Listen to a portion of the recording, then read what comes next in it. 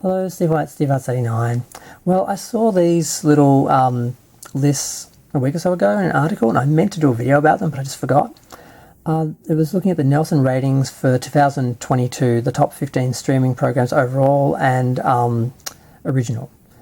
And the article was pointing out who wasn't on the list. And they were very focused on Lord of the Rings, Rings of Power. It did scrape in at number 15 with just under 10 billion views, 9.4 billion views for the originals, but it didn't make it in the main 15 programs overall. It didn't compete with the commercial shows. And what I noticed, of course, what wasn't on here is none of the Star Trek shows. None of the Star Trek shows are in here, not even on the originals list. They don't compete with the regular broadcast commercial channels. I know what we call them now, the traditional TV channels. They don't compete with them, and they don't compete with the original streaming programs. They're just not here. Now, I know these shows, obviously they get enough views to sustain themselves and not get cancelled, and they do seem to have a sort of loyal fan base to an extent, but they don't have the kind of views that the old Star Trek did.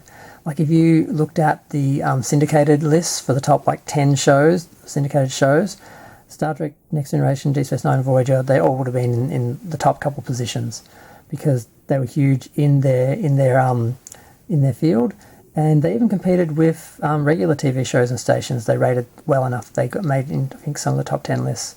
I'd have to go back and check that. But either way, this is about the new Star Trek shows, the new Trek shows, not cutting it.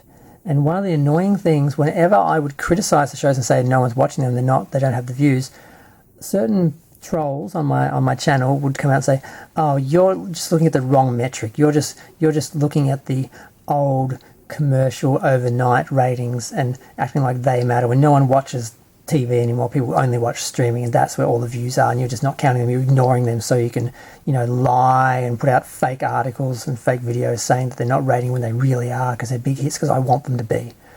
And it's like, no, the overnight ratings reflected the overall ratings, and they're just not here. They're not in the top shows. They're not the top rated shows. None of them. Not Star Trek Picard, not Discovery, not Prodigy, not Lower Decks, none of them.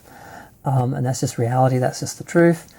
And I accept these shows have enough views that they're not being cancelled. They're going to keep going, but they don't have the fan base. They haven't engaged the whole fan base. They've divided the fan base, and they're not engaging the general public. The general public has no idea about the new Star Trek shows.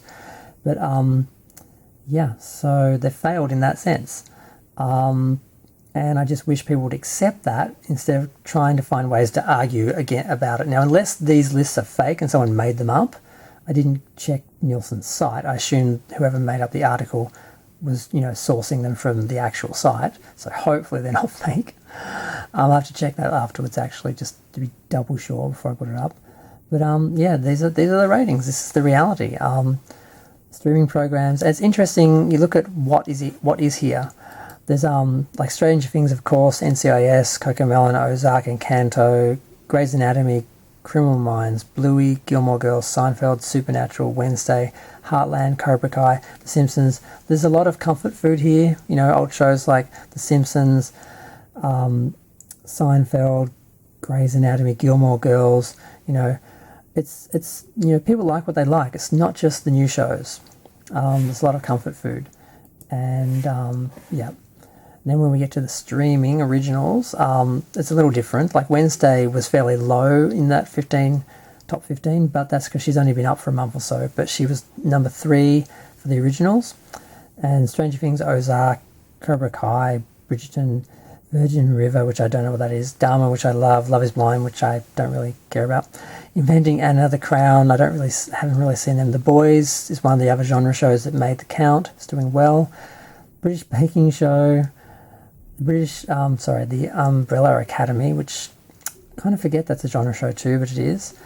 Last Kingdom, and then Rings of Power right down the bottom. So yeah, the new Star Trek shows just aren't cutting it, and there is no excuse. They're just not. So I just wish certain people would just accept that and stop calling people liars for saying that the shows aren't rating as well as the original shows did, that they don't have the general audience appeal and they don't have the fan base support that the other shows did.